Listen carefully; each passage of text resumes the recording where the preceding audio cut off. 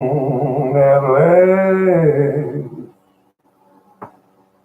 my love has come along, and my lonely days, they're over.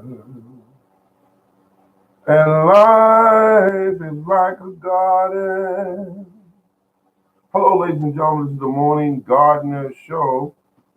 You can see I've been up there cleaning out my fireplace. And they got that rolling, cut the furnace off. I like natural heat better anyway. Got out into the yard, looked around. The ground is still very wet, unworkable, so to speak. My cuttings are in containers. They're doing quite well. I do most of my containers in sand and compost, 50-50 mix, or better, 40-60.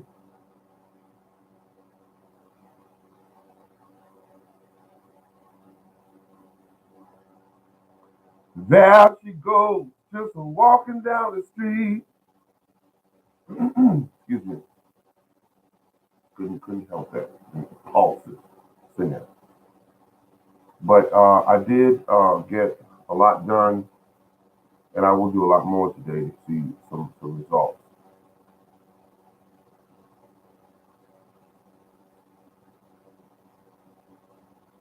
Can't believe it. Everything is done. Everything is done. You have a number of cuttings that I put in, and after months of very cold weather, the cuttings, for the most part, a lot of them are doing quite well. And that is something that, is a beautiful thing. However, some were lost. That's just the nature of the beast. And I have some that made it. So that's a beautiful thing.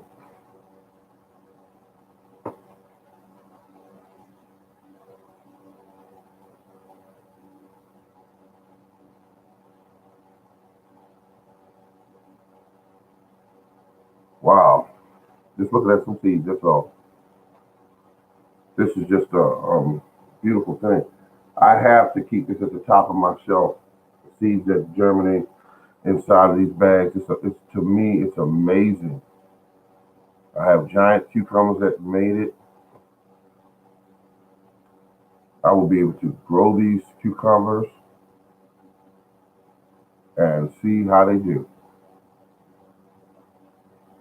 Georgia, Georgia. I just want to make certain that these are absolutely a big part of my garden. It's a wonderful thing. Cucumbers, giant cucumbers. The soil will be better this year. And I know the soil will be better this year because I planned it that way. It's a beautiful thing, folks. And I got it all figured out. I have I have heavy, thick clay soil, and the soil will be a small trench or hole will be dug, and I will fill it with natural ingredients, and the hole will be approximately 1.5 feet wide. And that's why.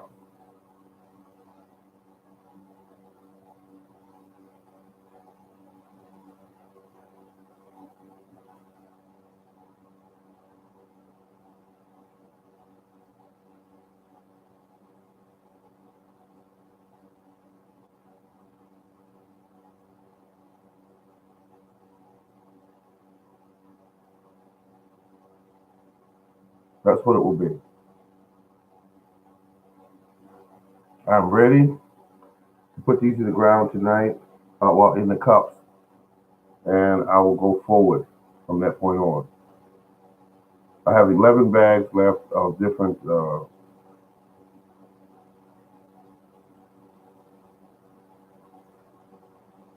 seeds, and I'm feeling quite good about this.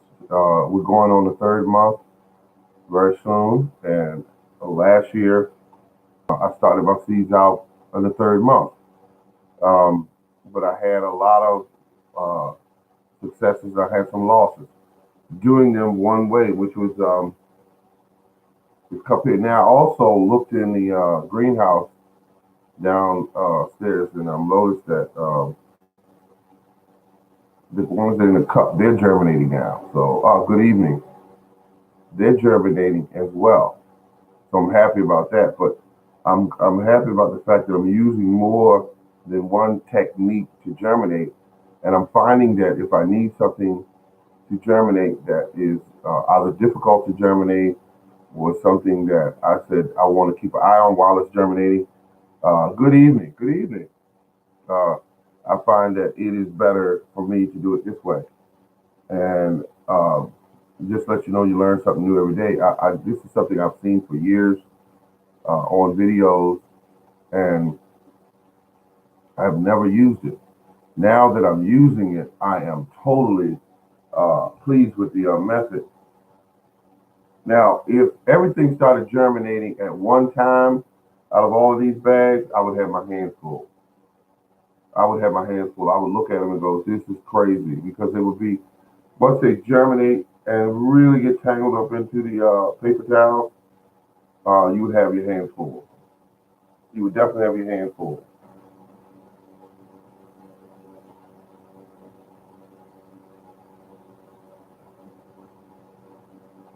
So I'm feeling good. I'm feeling good. All right, I'm just thinking about it because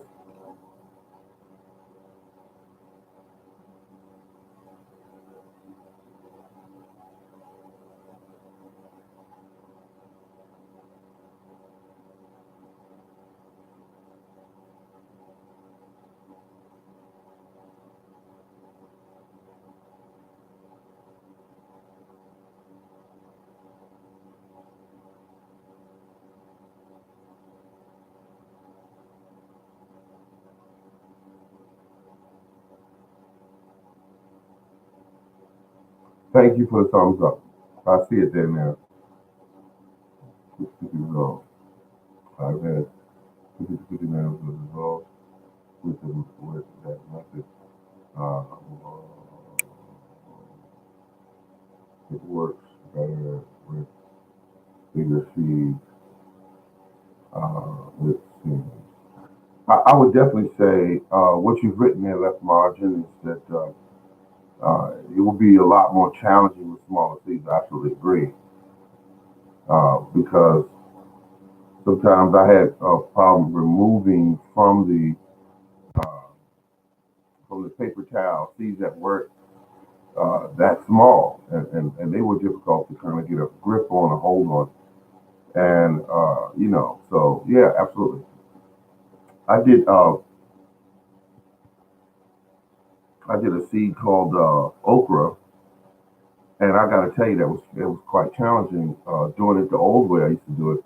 I used to take the seeds and put them in the seed medium, and what would happen would be the okra would be in the ground, it would either rot or it would take forever to come up, and then when it came up, it was a few plants. It wasn't the whole thing. This here is I put okra in there, which is a very hard seed.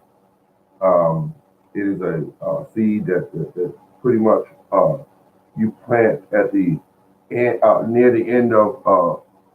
It's going to be the last thing you plant. In other words, okra. Thank you for the thumbs up. And once you put the okra in, okra would, once the soil got around 70 to 75 degrees, it would take off. Okra would take off. This method, I'm able to plant the okra out months ahead of its time and get a sizable plant. So that way I could put it in the ground, and I would have the okra already rolling once it went in the ground. However, okra is a large plant, so I'm mindful of that. So I have larger pots. Okra is something I do. So if I do, like, let's say for instance, I do 8 to 10 plants indoors, and then I decide to put a few out there, direct sow. I still haven't lost anything. You know, okra is a plant that thrives primarily on heat. I could have done I could have done corn this way, and I still could do corn this way. However, not really motivated enough to do the corn. Not motivated enough to do the corn because I could take this corn and put about 12 seeds in the. I am in Florida, okra. Heat. Here. Yeah, yeah, absolutely.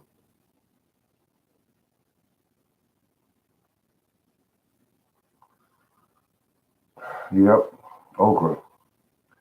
I use what they call spineless okra. It's just supposed to be like a softer variety of okra, and I'm using that for the doing my thing, okra. And these are seeds I've had for like 6 years. I keep growing a plant, getting a larger pod from it, and saving that for the fall for the end of the season. You know how it goes. And then when I get ready to put them in again, what I do is I select the largest seeds out of that pod. Those are the ones I plant. The smaller ones are held on to just in case if I lose the larger seeds die off or whatever. I still have some seeds, and I start the process all over again. However, using the larger seeds from any uh, uh, planting is always going to be, a more uh, a great way to do it because you most likely going to get larger plants. So what I do is I take the okra and I look at the seeds and I get the largest ones. If I'm growing watermelon, I get the largest seeds, the fatter ones, the bigger seeds. I get those first. Tomato seeds, the same thing, fatter and larger seeds, and I try to grow the biggest seeds to get the bigger plants. And you could keep doing this and upgrading and upgrading and upgrading until you get to a bunch of seeds from certain plants that will grow large and the fruit will grow large and just basically trying to upgrade the line as you go along. Yeah, yes,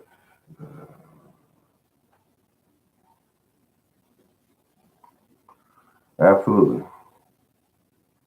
Yeah, and we've done that throughout history. We've done it with human beings. So it's a process that actually works.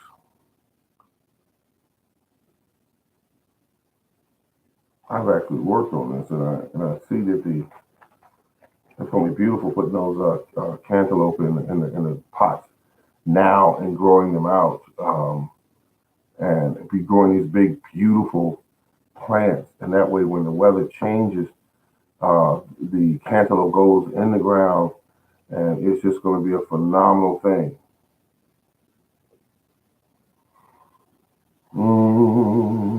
You with the stars in your eyes. Yep. And we will keep moving forward. I told someone today that I live and breathe this stuff. It is part of what I do. It keeps me motivated. It keeps me going forward. And they said, "Yeah." I told them, I said, I have an addiction to gardening, but it's a very healthy addiction, isn't it? Isn't it a very healthy addiction?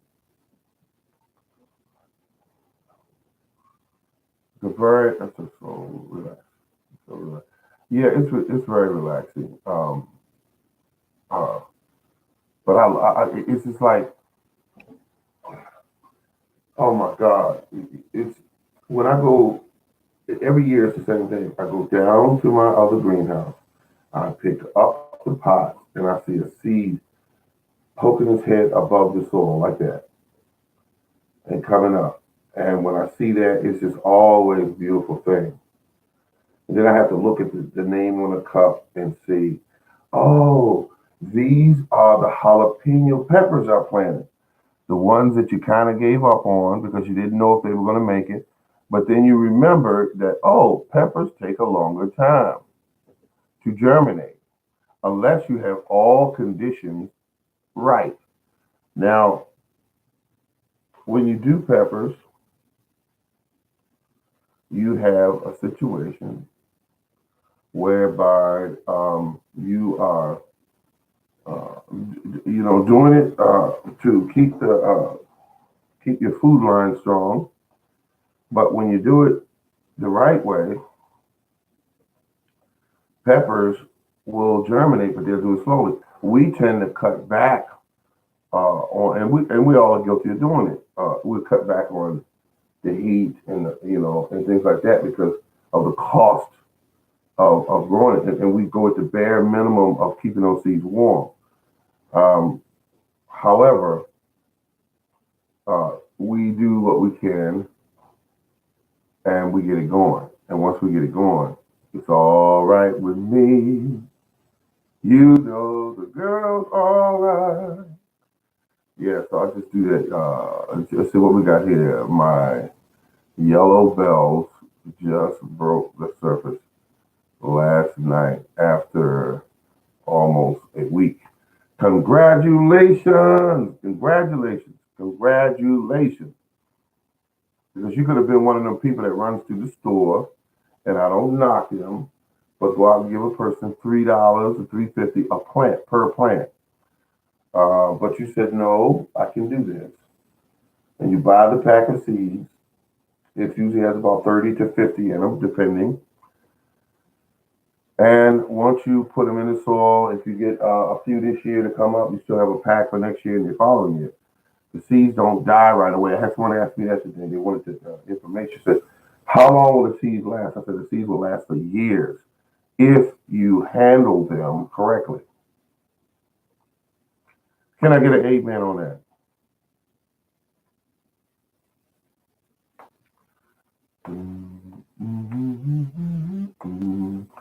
I've got sunshine on a cloudy day.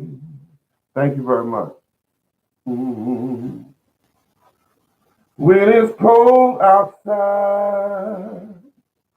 Yep. So I know. Let's see. Absolutely, absolutely. And so that's what I'm doing is, you can put them in a plastic container, keep them in a refrigerator, as opposed to just keep them in a dry place. But you want it in a dry place in a refrigerator. So I love peppers. Nope. I work at a university dining hall doing food prep, and we use a lot of bell peppers, and I can get all the seeds I want. Now that would be messed up if you actually came up with a way and you were selling them damn seeds on eBay. You like, wait a minute, the trash that they were throwing away, I actually collect them in a bag, dry them, and then turn around and sell them. Ain't that a blessing? But I didn't give you that idea, sir. Oh, ma'am. But I'm just saying, they sell them seeds on eBay. 50 seeds are like $1 and or $2. And what they do is that all they care about is bell peppers, fresh seeds. That's a key word. Fresh seeds, 2019. Fresh seeds. And all you do is put them in a plate, allow them to dry for about 3 days. I wish I'd have thought about that back in the day when I was cutting up those peppers at the restaurant. Just popping them out of there, grabbing all those seeds. Manage the seed saving seeds, but you don't have to. If you put them in a little plate to the side, and you said, you can say, "What are you doing with the seeds?" Oh, I eat them, or yeah, my dog likes it, you know, and they don't care because they're not gonna use it for anything. My cat likes them. My aunt likes them. People on the internet like them. let's see, I sell tomato seeds that I grow. Okay, that's a good thing. What kind of tomatoes? Or is it different varieties? Because this year I'm doing brandy wine.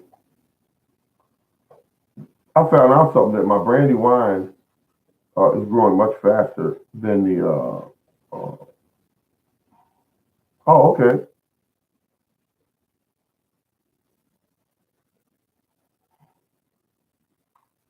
I know.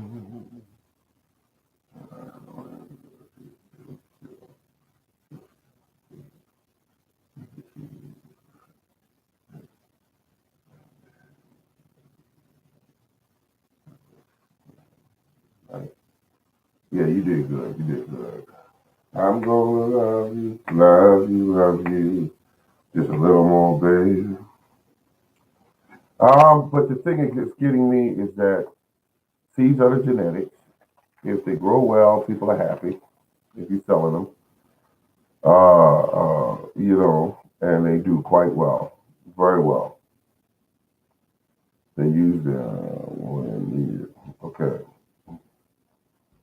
Mm-mm-mm, mm-mm. All the seeds. It is not even the third month. Have already started germinating, and it's a wonderful thing.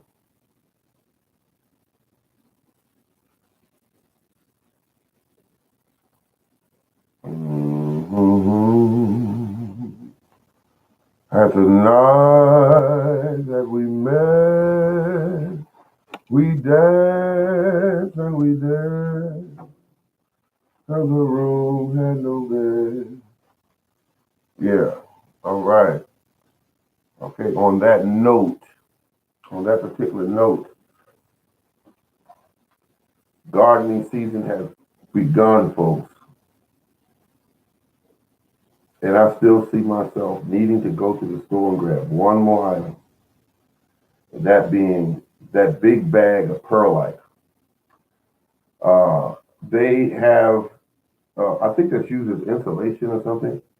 Because some people saying you could buy it as a product for your insulation, and it would be cheaper because you bought it for insulation. I don't know how true that is, but it's worth looking into. But we're gonna do. Let's see. I use it to build microscope.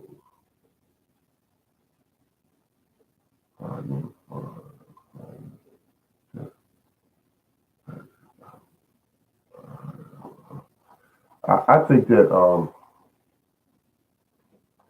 if you have soil that's heavy clay, and this is serious talk, folks. If you have soil that's heavy clay, let's not do it that way this year again and go, oh, maybe the plants will come up. If the soil is heavy, let's do something about it because we have time enough to do something about it. Um, Putting plants in there, taking big, beautiful plants and putting them in heavy clay soil, is a recipe for frustration. You know that because you've done it. If you've been planting for years, you've done it for many years.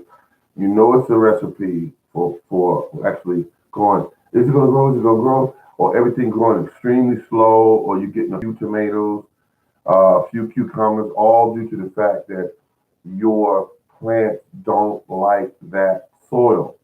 They can grow in it and they can try to deal with it, but they don't like that heavy soil. Back to Eden works great for heavy clay soil. Done it for years. Back to Eden is a beautiful thing. However, when you talk about back to Eden, you're basically talking about what they call sheet mulching, and you're just simply doing it with wood chips. Um, you could do it with straw. You could do it with leaves. You could do it with wood chips. And I've done it with all of those, and I'm telling you, all of them work.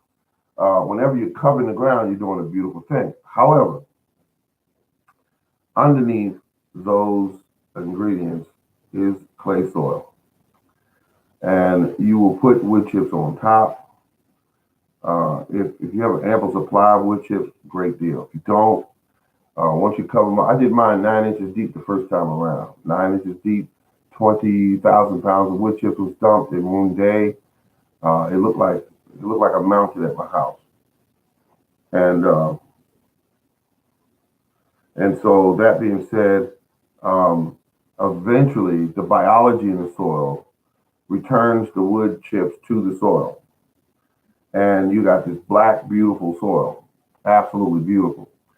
But you must keep this up uh, for a number of years before it becomes so much a part of your soil that you only have the wood chips that you're basically planting into a black humid soil that's over 12, 13 inches deep.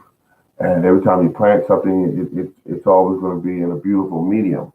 However, if you don't have that situation, uh, just to do it once or twice, wood chips, yeah, leaves are beautiful. Collect them when you see them. They're black gold. Yes, they are. And I did in this area about 4 years ago, 10 inches deep. The soil is wonderful. I wouldn't doubt that at all. You should see the soil that I have right now in certain areas of my yard. It's absolutely beautiful, black, gorgeous soil. However, um, like I said earlier, having the access to the wood chips, and you can get the wood chips because right now in my area they're going all over the place, cutting down trees away to power lines. Those power lines allow them to have lots of wood chips. However, I had the truck there, and I said, "Listen, could you pour them in the yard? Because I want to pour them in an area where I can get to them without moving another 20,000 pounds of wood chips. I don't want to do that by myself." So he looked up and he said, "Oh, can't do it. Power lines up there. I can't do it. They're too close. When I put the truck into dump mode, if they're too close to the power lines." And I said, "Oh, okay, got you." And he was right. Um, but if he dumps them in the front yard, I got months of it laying there in the front yard. Then once the weather breaks, I got months of it sitting there in the front yard. Then I got to move it in the heat and the hot of the day. And I've done all of that. I've done each and every. I mean, I've done it. I've done 20,000 pounds one time. Then he came back and dumped another 10,000 pounds, and then I did another 10,000 pounds. It was just, and I did it, enthusiastic and everything. I did it. So it will improve your soul greatly. Absolutely. Now, getting back to what I was saying is this: you have to do things to improve your soul. Um, Another method is to only improve the soil in the location that you're planting, allowing for your seeds, for your plants to have ample amount of space to grow outward. Now, as far as depth is concerned, most of your topsoil gets warmer and stays warmer quicker. Those are the areas you should concentrate on 6 to 8 inches deep. I see people dig in and dig foot and a half deep. For what? I have no idea. It's a true fact that tomatoes grow better. Excuse me, that tomatoes will grow in soil that you dug deeper. Hello, morning gardener. Hello, how you doing there? Food, forest, permaculture. This guy's awesome. I'm going to say it, folks. Um, he has proven himself. He is addicted to gardening, folks. Don't let him hear me say that. But um, but the thing about it is, um, the yeah. But the thing about it is, we all. But the thing about it is that soil is the key, the very key. It is the key. Did I mention that it was the key? That it was the key? It is the key. And when you are gardening, do not forget that very important part of it is that soil is the key, the very key that opens the lock to success in the garden. Do not worry about plants you bought at Walmart or Home Depot. Oh, these plants look very healthy. If you put them in crappy soil, they will do what, folks? Go downhill. That's what they will do. That's what they will do. They will go downhill quick. You put them in, you'll see them beautiful for about a day or two. And then they'll start changing on you. They'll start doing this. And you'll say, well, what's wrong? And you'll do like most gardeners do, go and get some more water. And you'll try to water your way out of it. And the water will just simply drown the plant. And you'll take that receipt back to Walmart and say the plant died. And they'll say, okay, just give me the receipt, man. Just give me the receipt. Do you have the container it was in? Do you have the container it was in, ma'am? Do you have it? Thank you. Come on, step aside. We got other people in this line. We got other people in the line. Just step aside. I'll give you your $2 or $2.50, whatever you pay for it. And so you feel pretty bad because all you want to do is grow a plant. It's okay. It's okay. So the thing about it is growing plants and keeping one thing in mind that the most important thing you're doing is growing soil.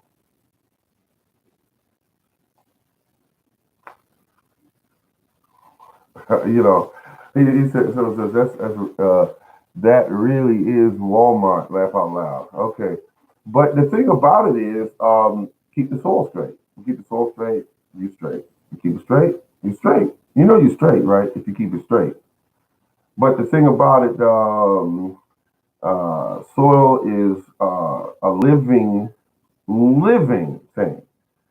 And you know, it's not dirt, as some people call it dirt. I'm going to put my tomato plants in the dirt. It's not dirt. Get more respect in it. It's living, alive.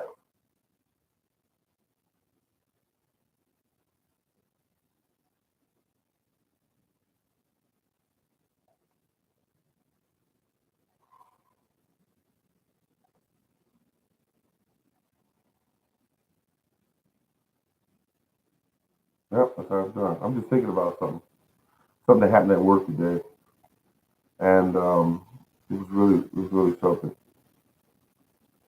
Uh,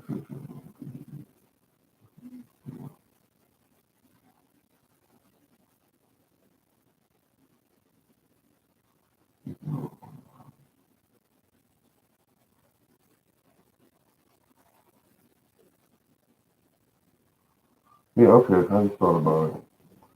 So everything went pretty good with the soil in my yard. It's just that you're gonna only fortify for a while, for a period of time, just the areas where you put your plants in. To me, I've been doing this for a while, and it doesn't pay to just go fertilize the whole ground. Uh, put this soil amendments in the whole ground because you might never use the whole ground at that time. You might want to just do just the areas where you have your plants. Now, if you have ample amount of material, unlimited supply, yeah, you could do that. But if you don't, power charge the area where you put the plant in. 6 to 8 inches deep on average, anywhere from a foot to a foot and a half wide hole. That's a $30 hole, I call it, for your plants. And you put in all your amendments in that area, and you just simply wait for the plant to jump out of the ground and hit you in the face because that's what will happen. I mean, plants will jump out of the ground and give them what they want, give them what they need. Because we, year in and year out, take the plant, dig a hole, put it in heavy clay soil, fertilize it, water it, and then watch it sit there and slow down like this. I don't feel like pushing on through this heavy clay soil. Don't think I can do it this year. Soil, I swear, is getting heavier and heavier each year. And that's what the plants do. You don't need that. You need the plants to say, oh, okay, I can move my toes around in this. Yeah, this will work. This will definitely work. This soil is loose. It's full of oxygen, I feel like growing. And that's what your plants do. But if you don't do that, the other scenario is, oh my God, I'm trapped. I can barely breathe. Somebody help. That's what your plants do. So try to get them in a medium that allows for their survival. Now, you may ask, or you may not, how come weeds don't have this problem? Well, let's say indigenous, born to that area, built for that area.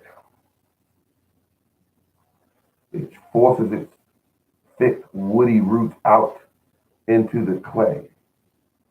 And if you don't believe me, look at some of your roots from your weeds to see how tough they are. Like leather. They just push on out through the clay. And your plants that you put in, those soft, white, delicate roots, they're not designed for that purpose. They're not designed for that at all. I love,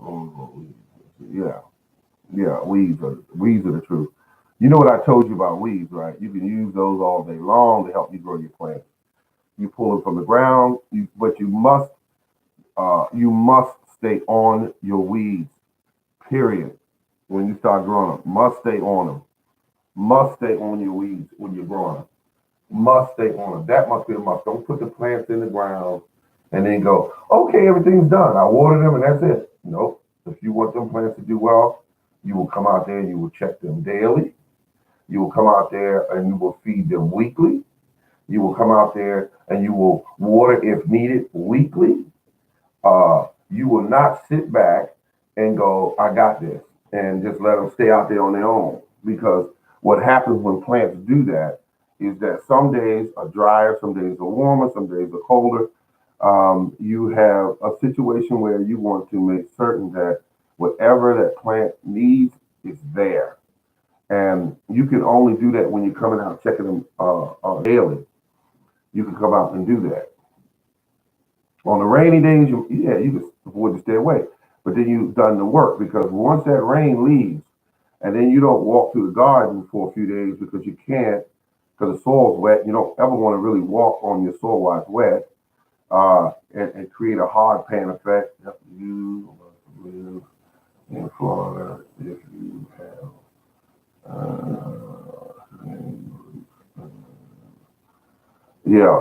Exactly. And the thing about it is, roots must be allowed to grow. And it